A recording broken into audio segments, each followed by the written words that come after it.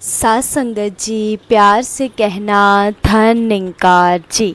सात संगत जी, आज का टॉपिक है संत स्वभाव। सात संगत जी, ये सब टॉपिक्स के ऊपर जिक्र इसलिए किया जाता है ताकि इसको हम अपने जीवन में ढाल सकें और पूर्ण गुरसिख वाले किरदार जो हमें सद्गुरु द्वारा बख्शिश किए गए हैं, जो हमें इस ज्ञान की प्राप्ति मिली है, ये अनमोल जो गहना हमें मिला है निंकार की कृपा से, उसको हम अपने जीवन में संभाल सके, उसकी कदर कर सके। साथ संगत जी, सो दासी को भी आशीर्वाद देना कि दासी भी अपना वो किरदार निभा पाए, वो अपना किरदार बना पाए जैसा हमारे सद्गुरु माता सुदीक्षा जी चाहते हैं।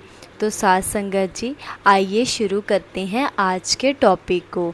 इससे पहले प्लीज़ चैनल को लाइक शेयर एंड सब्सक्राइब कर देना जी। आप जी अपना प्यार और आशीर्वाद हमेशा दासी के ऊपर बनाए रखना। साथ संगत जी, संत हमेशा चेतनता को अपनाते हैं। जो सही मायने में संत है, उन्हें तो किसी भी प्रवचन की ज़रूरत नहीं। मैदान में जब कर्म का समय आता है तो वह चेतनता के साथ सेवा करते हैं। जिन्होंने सत्संग को शुरू से सत्संग की तरह समझा, वचनों को अपनाया, वह हर समय चेतनता से काम लेते हैं। जिन्होंने सही कर्म किया, वही संत स्वभाव वाले हैं। जिन्होंने ऐसा नहीं किया, वे खुद ही देख लें कि वे कहाँ खड़े हैं। हमें किसी के भी निजी जीवन पर कमेंट करने की ज़रूरत नहीं है। अगर कोई कुछ बोले तो हम पहले उस बात की सच्चाई को जान ले। जैसे संपूर्ण हरदेव वाणी की भी पंक्तियां हैं, पास है होता जो जो जिसके, सो सो आगे देता है, सुख देकर सुख लेता है और दुख देकर दुख लेता है। जो जिस तरह का व्यक्ति है, जो जिसके पास है, उसने वही आगे देना है।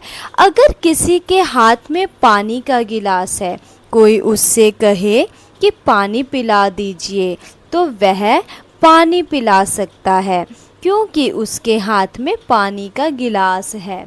अगर उसके पास पानी है ही नहीं या उसके घर में ही पानी नहीं है, तो वह आगे कैसे देगा। राजमाता जी अक्सर उदाहरण देकर कहते थे, जैसे एक बोरी में आप कहीं से भी सुराख करें तो जो उसमें होगा वही बाहर आएगा। अगर चीनी की बोरी है तो उसमें से चीनी ही निकलेगी, अगर कड़वी वस्तु है तो वही बाहर निकलेगा। इसी प्रकार अगर किसी ने कुछ किया तो हमारा रिएक्शन क्या होगा, हमारे जैसे विचार हैं वही बाहर निकलेंगे। अगर हमारा विनम्र स्वभाव है तो किसी के चोट पहुंचाने से भी हमारे अंदर से विनम्रता ही निकलेगी। उसे बेनिफिट ऑफ डाउट यानी कि संदेह का लाभ देंगे कि कोई बात नहीं, ऐसा हो गया तो हो गया। साथ ही दूसरी तरफ अगर मन में आक्रोश हो तो जैसे ही किसी की बात हम तक आएगी, हम बदले में आक्रोश वाले भाव उसके दिल तक पहुंचाना चाहेंगे। उसने ऐसा किया तो हमें भी पलटकर ही ऐसा करना चाहिए। जो जिसके पास है वह वही दे सकता है। अगर किसी के पास कोई चीज़ है ही नहीं तो वो आगे वह चीज़ दे भी नहीं सकता, और अगर है तो वही आगे दे सकता है।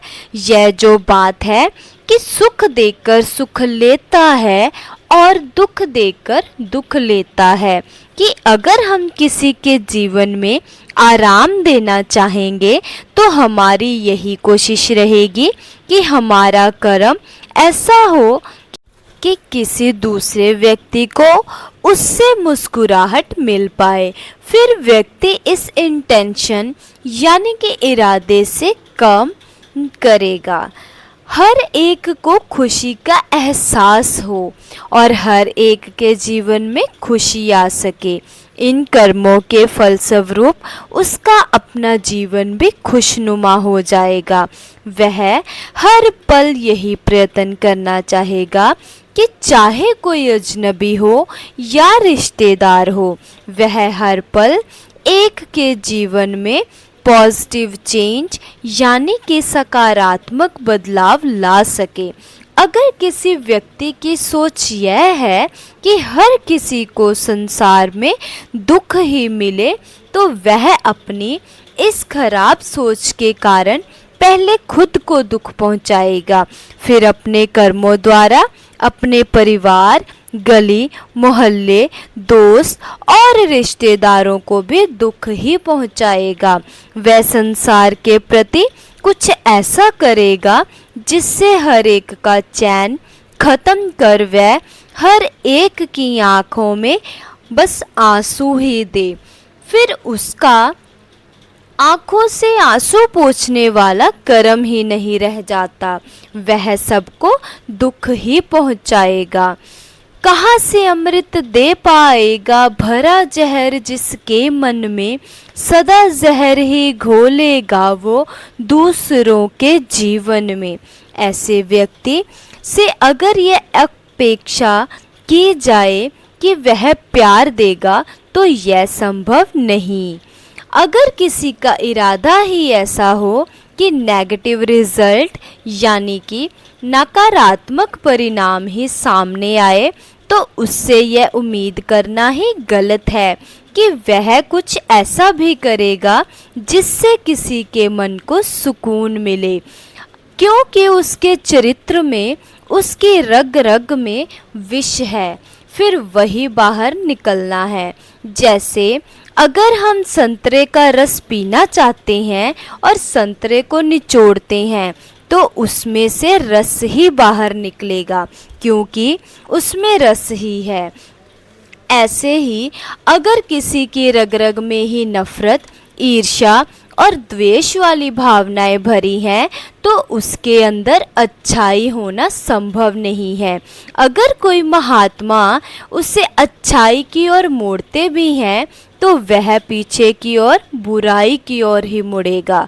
अच्छाई के समुद्र में डूब कर भी सूखा ही रहेगा। सत्संग में आकर भी अच्छाइयाँ ग्रहण नहीं करेगा, मन में विष ही रहेगा, तो फिर वह आगे विष ही प्रदान करेगा। अगर हम काम ही ऐसा कर रहे हैं जिससे हमारा अपना नुकसान है, तो जो हमारे संपर्क में आएंगे उनका भी नुकसान ही करेंगे। नफरत से जो भरा हुआ है नफरत ही फैलाएगा, सच्चे दिल से कभी किसी को प्यार नहीं दे पाएगा। कोई इंसान अगर अंदर से पत्थर दिल है, उसमें सिर्फ नेगेटिविटी यानी कि नकारात्मक ही भरी हुई है, तो उससे यह उम्मीद नहीं की जा सकती कि वह हर एक को प्यार दे। वह कुछ समय के लिए दिखावा तो ज़रूर कर सकता है, एक अच्छा इंसान दिखने का प्रिटेंड यानी कि ढोंग कर सकता है, ताकि सबकी नज़रों में आ जाए और वे सोचे कि इसकी सोच और कर्म कितने अच्छे हैं। लेकिन यदि उसकी आदत ही गाली देने की है, तो फिर वह उस पर कंट्रोल यानी कि नियंत्रण नहीं कर पाएगा। फिर सिर्फ घर की चार दीवारी तक ही उसकी भाषा खराब नहीं होगी, बल्कि जब वह बाजार जाएगा तो दुकानदार से भी वैसी ही भाषा का प्रयोग करेगा। किसी शादी के अवसर पर जाएगा, तब मेहमानों से भी वही भाषा, वही बोली उसके मुंह से निकलेगी। वह मुंह से चाहे कितना भी मीठा बन जाए, लेकिन जो स्वभाव बन गया है वह उस सब को नज़र आ ही जाता है। तभी ऐसा कहा जाता है कि अपने घरों में कॉशियस यानी कि सतर्क रहना है। खासकर अगर घर में छोटा बच्चा है, तो वह हमारे शब्द और व्यवहार जल्दी पकड़ लेता है, क्योंकि उसकी सीखने की क्षमता ज़्यादा होती है। हमें हर जगह अंदर बाहर से एक होकर उचित शब्दों का प्रयोग करना है। मन के भाव भी ऐसे रखनी है कि कहीं पर भी ऐसा वैसा मौका आ जाए तो चूक ना हो जाए। जब हमारे अंदर पवित्रता होगी तो कोई भी स्थिति आए, कोई भी कुरे दे, तो अंदर से पवित्रता ही निकल कर आएगी। जैसे एक स्वाभाविक सी बात है कि अगर अंदर सुमिरन भरा हुआ है तो मुंह से एकदम तुहिनिंकार निकलता है। कोई व्यक्ति अगर गिरता है तो उसको उठाते वक्त मन से सुमिरन ही निकलता है। अगर हमारी सोच विचार ऐसी है कि किसी को गिरते देखकर हंसी आती है या मुंह से गाली निकलती है, तो फिर उस समय ज़रूरत होने के बावजूद भी पावन पवित्र भाषा नहीं निकल पाएगी। एक दूसरे के लिए अपशब्दों का प्रयोग ही करेंगे। जहाँ नफ़रत की बात आ रही है तो अक्सर देखा जाता है कि हमारे आसपास रहने वाले लोगों में से कुछ लोगों के मन में नफ़रत के ही भाव होते हैं। घर के सदस्य हो या काम पर भी देखें, अगर किसी को सफलता मिल रही होती है तो उसको नीचे की ओर खींचकर उसके कंधों को अपनी सीढ़ी बनाकर ऊपर चढ़ना चाहते हैं। किसी के हालातों का गलत इस्तेमाल करके अपना फ़ायदा सोचते हैं। स्वार्थ में आकर ऐसा कुछ करने का प्रयत्न करते हैं ताकि उनका नाम हो जाए। अक्सर अगर कोई अनजान व्यक्ति कुछ कह रहा हो तो इतना फर्क नहीं पड़ता, उनका पत्थर मारना भी दर्द नहीं देता। लेकिन अगर कोई अपना जो हमें जानता है वो फूल भी फेंकता है तो मन को पीड़ा होती है। जिसके मन में नफ़रत है वह सिर्फ नफ़रत ही देगा। उनकी तो यही कोशिश रहेगी कि जो संगत से, निरंकार से, सच्चे मन से जुड़े हुए हैं उनके भी किसी तरह भ्रम में डाला जाए और किसी तरह पीछे किया जाए, ताकि फिर वो पीछे हो और हम जो दिखावे वाले हैं हम आगे आ जाएं और हमारा नाम हो। हमें उन चंद व्यक्तियों के पीछे अपनी भक्ति खराब नहीं करनी जिनकी सोच नकारात्मक है, बुरे भावों को लेकर नफ़रतों से अपने जीवन के हर कदम को बढ़ाते हैं। हमने एक सही मार्ग अपनाना है, इस निरंकार से जुड़ना है जो एकमात्र बिंदु है। हम परमात्मा से नाता जोड़ें क्योंकि यही स्थिर है। कुछ पल ऐसे होते हैं जिसमें हमारा मन ऊपर नीचे होना स्वाभाविक है, पर उस बात को लंबे समय तक मन में नहीं बिठा लेना। इस निरंकार का सहारा लेकर इस परमात्मा के ऊपर अपने मन को आधारित करके इसकी स्थिरता से खुद को स्थिर करना है। फिर हमारा जीवन सदुपयोगी भी हो जाएगा। ये मन जितना स्थिर होगा उतनी ही सहजता से हम अपना जीवन चला पाएंगे, क्योंकि यह छल कपट करने वाले, नफ़रत करने वाले तो हर मोड़ पर मिलेंगे और वह भ्रमित भी करते रहेंगे। प्यार भरा दिल संतों का है, संतों ने बस प्यार दिया है। कहे हर देव सदा संतों ने जन जन पर उपकार किया। संतों का जो हृदय होता है वह एक उपकारी हृदय, एक प्यार वाला हृदय होता है। तभी कहा गया है, संत न होते जगत में तो जल मरता संसार।